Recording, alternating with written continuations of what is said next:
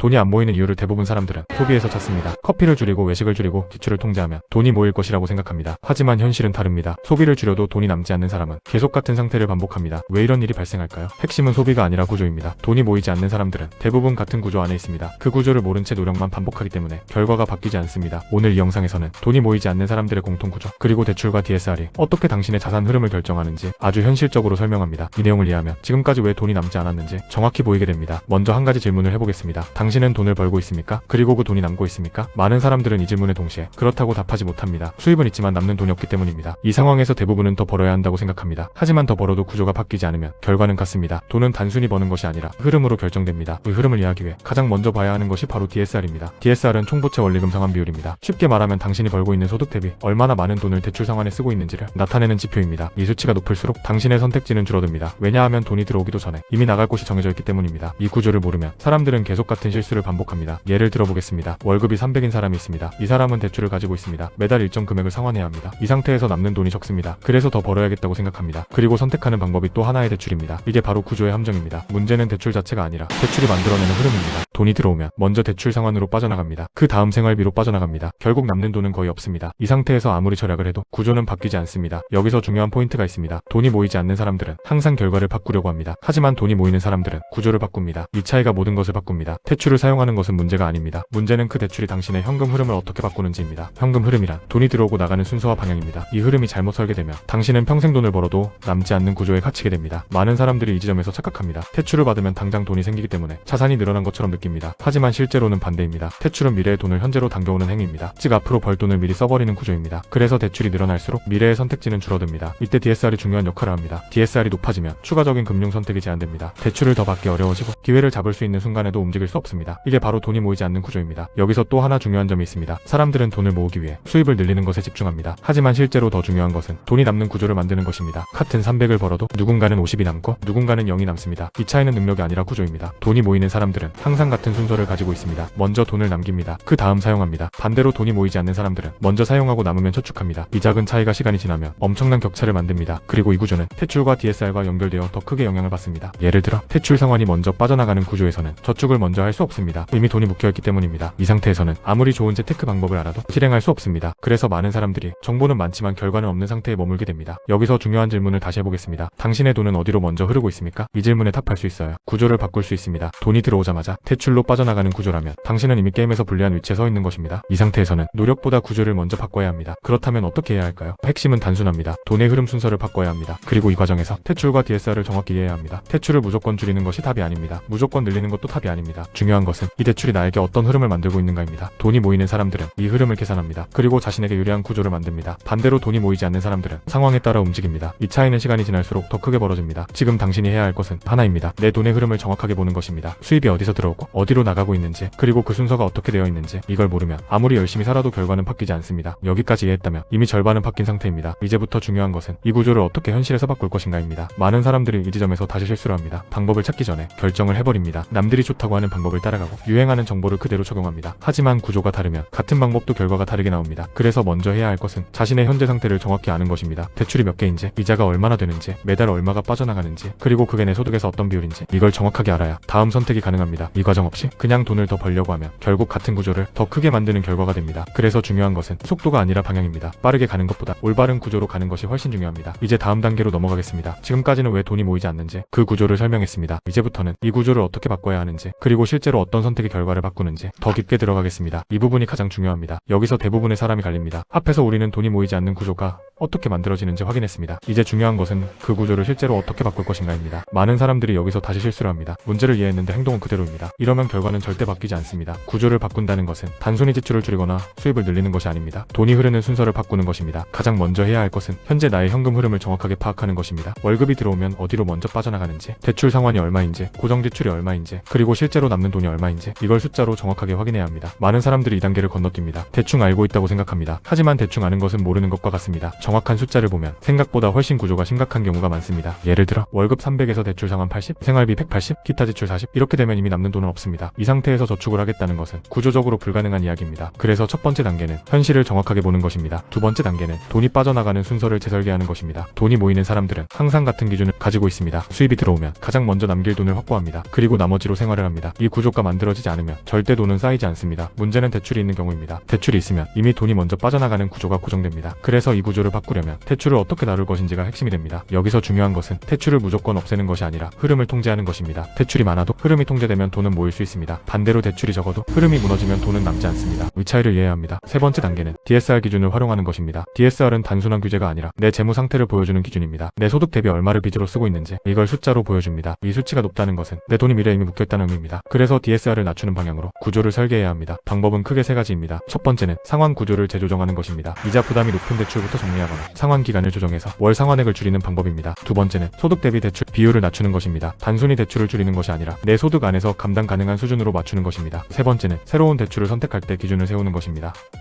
무조건 받을 수 있다고 받는 것이 아니라 이 대출이 내 흐름을 개선하는지 확인해야 합니다. 이 세 가지가 동시에 적용되어야 구조가 바뀌기 시작합니다. 여기서 중요한 포인트가 하나 더 있습니다. 돈이 모이는 사람들은 항상 선택 전에 계산을 합니다. 이 선택이 내 현금 흐름에 어떤 영향을 주는지, 얼마를 남기게 되는지, 얼마를 묵히게 되는지 이걸 먼저 계산합니다. 반대로 돈이 모이지 않는 사람들은 결정을 먼저 하고 나중에 감당합니다. 이 차이가 반복되면 결과는 완전히 달라집니다. 이제 한 가지 현실적인 예를 보겠습니다. 같은 월급 300인 두 사람이 있습니다. 첫 번째 사람은 대출 상환 구조를 그대로 두고 남는 돈으로 저축을 시도합니다. 하지만 매달 상황이 달라지고 결국 저축이 끊깁니다. 두 번째 사람은 먼저 대출 구조를 재설계합니다. 월 상환액을 조정하고 남길 수 있는 금액을 확보합니다. 그리고 그 금액을 고정으로 저축합니다. 이 사람은 시간이 지날수록 자산이 쌓입니다. 둘의 차이는 능력이 아니라 구조입니다. 이제 중요한 결론입니다. 돈이 모이지 않는 사람들은 항상 결과를 바꾸려고 합니다. 하지만 돈이 모이는 사람들은 구조를 먼저 바꿉니다. 이 차이를 이해하고 행동해야 결과가 바뀝니다. 여기까지 이해했다면 이제 당신이 해야 할 행동은 명확합니다. 지금 당장 내 돈의 흐름을 숫자로 정리해 보십시오. 그리고 대출과 DSR이 내 구조에 어떤 영향을 주고 있는지 확인하십시오. 이 과정 없이 어떤 재테크도 의미 없습니다. 그리고 여기서 중요한 부분이 하나 있습니다. 많은 사람들이 자신의 상황을 정확하게 분석하지 못합니다. 어떤 대출이 유리한지, 어떤 구조가 나에게 맞는지, 어디를 먼저 바꿔야 하는지 이걸 혼자 판단하기 어렵습니다. 그래서 실제로는 잘못된 선택을 반복하게 됩니다. 이 부분이 바로 결과를 바꾸는 핵심 구간입니다. 그래서 이 영상 설명란에 구조를 실제로 분석할 수 있는 기준과 방법을 정리해둔 글을 연결해 두었습니다. 지금 본 내용을 기반으로 내 상황에 맞게 어떻게 적용해야 하는지 훨씬 더 구체적으로 확인할 수 있습니다. 단순한 정보가 아니라 실제로 구조를 바꾸는 기준이기 때문에 반드시 한번 확인해 보시기 바랍니다. 지금까지의 내용을 정리하면 돈이 모이지 않는 이유는 소비가 아니라 구조입니다. 그리고 그 구조는 대출과 DSR 그리고 현금 흐름으로 결정됩니다. 이걸 모르면 아무리 노력해도 같은 결과가 반복됩니다. 하지만 이 구조를 이해하고 하나씩 바꿔가기 시작하면 돈은 생각보다 빠르게 방향을 바꿉니다. 중요한 것은 지금 시작하는 것입니다. 지금 이 순간부터 내 돈의 흐름을 다시 설계해 보십시오. 그 선택이 당신의 미래를 완전히 바꿀 수 있습니다.